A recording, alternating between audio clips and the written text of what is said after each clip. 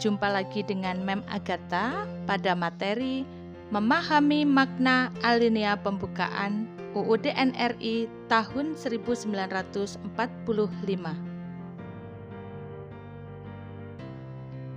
Adapun tujuan pembelajaran kita kali ini, setelah pembelajaran selesai, peserta didik dapat menjelaskan perkembangan konstitusi Indonesia hingga masa reformasi, menyebutkan hal-hal yang terkandung dalam pembukaan UUD 1945 dengan penuh rasa syukur pada Tuhan Yang Maha Esa, kreatif, dan bertanggung jawab.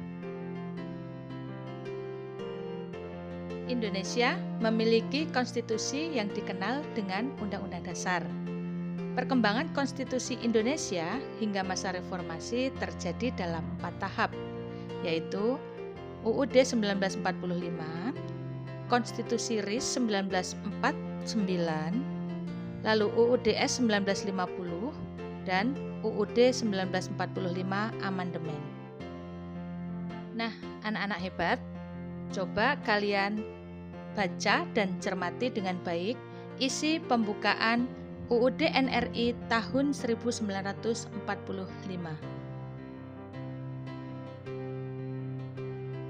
Hal-hal apa sajakah yang terkandung dalam pembukaan UUD NRI tahun 1945? Yaitu A. Sumber kekuasaan, B. Hak asasi manusia, C. Paham demokrasi, D. Paham persatuan, dan E. Nilai-nilai dasar yang terkandung dalam Pancasila. Kita akan melihat dari yang A terlebih dahulu, yaitu sumber kekuasaan. Terdapat 2 sumber kekuasaan sekaligus, yaitu sumber kekuasaan Tuhan dan sumber kekuasaan rakyat. Sumber kekuasaan tersebut terdapat pada alinea ketiga dan juga alinea keempat. Nah, yang pertama, pada alinea ketiga disebutkan bahwa pernyataan kemerdekaan adalah atas berkat rahmat Allah yang Maha Kuasa. Dan yang kedua, pada alinea keempat disebutkan bahwa negara Republik Indonesia tersusun dalam bentuk kedaulatan rakyat, yang berarti sumber kekuasaan terletak di tangan rakyat. Hal ini ditegaskan dalam pasal 1 ayat 2 UUD NRI tahun 1945. Yang B, hak asasi manusia. Beberapa perumusan yang menggambarkan prinsip-prinsip HAM yang bisa ditemukan dalam pembukaan UUD NRI tahun 1945 antara lain 1. Kemerdekaan yang dinyatakan oleh rakyat Indonesia adalah untuk menciptakan kehidupan kebangsaan yang bebas. 2. Kemerdekaan negara Indonesia bersifat merdeka, bersatu, berdaulat, adil, dan makmur. Dan yang ketiga, keseluruhan alinea pertama merupakan penjabaran hak asasi manusia, yakni kebebasan dan kesetaraan. Lalu yang C, paham demokrasi. Negara Indonesia dengan jelas menganut paham demokrasi yang mengakui kedaulatan di tangan rakyat. Selain itu, susunan negara Republik Indonesia terbentuk dalam kedaulatan rakyat yang merupakan istilah lain dari demokrasi. Meskipun demokrasi yang diterapkan di negara Indonesia hendaknya berdasar pada Pancasila. Yang D, paham persatuan. Dalam kehidupan bernegara, yang paling diutamakan adalah keseluruhan rakyat Indonesia. 1.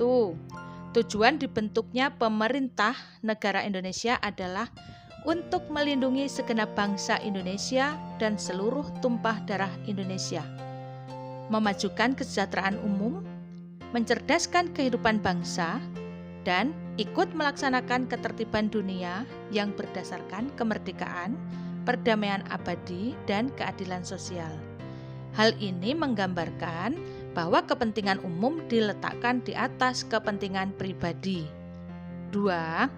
Hal yang ingin diwujudkan dengan berdirinya negara Indonesia adalah suatu keadilan sosial bagi seluruh rakyat Indonesia. Dan yang ketiga, dalam penjelasan UUD 1945 disebutkan bahwa negara melindungi segenap bangsa Indonesia dan seluruh tumpah darah Indonesia dengan dasar persatuan dengan mewujudkan keadilan sosial bagi seluruh rakyat Indonesia. Dan yang terakhir adalah E, yaitu nilai-nilai dasar yang terkandung dalam Pancasila. Nilai-nilai dasar Pancasila yang terkandung dalam pembukaan UUD 1945 adalah sebagai berikut. 1. Mendudukkan manusia sebagai makhluk ciptaan Tuhan. 3. Salah. Oke, Mem ulangi ya anak-anak. Maaf, tadi ada kesalahan.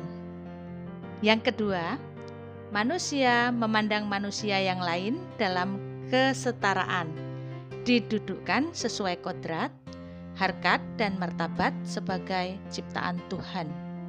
Lalu yang ketiga, bahwa rakyat yang menempati suatu wilayah tertentu merupakan suatu kesatuan yang memiliki sejarah hidup sama hingga terbentuk suatu karakter yang sama dan memiliki cita-cita yang sama.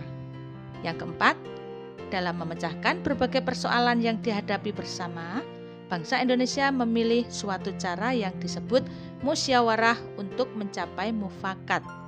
Dan yang kelima, bahwa dalam kehidupan bersama yang diutamakan adalah kesejahteraan bersama, kemakmuran bersama.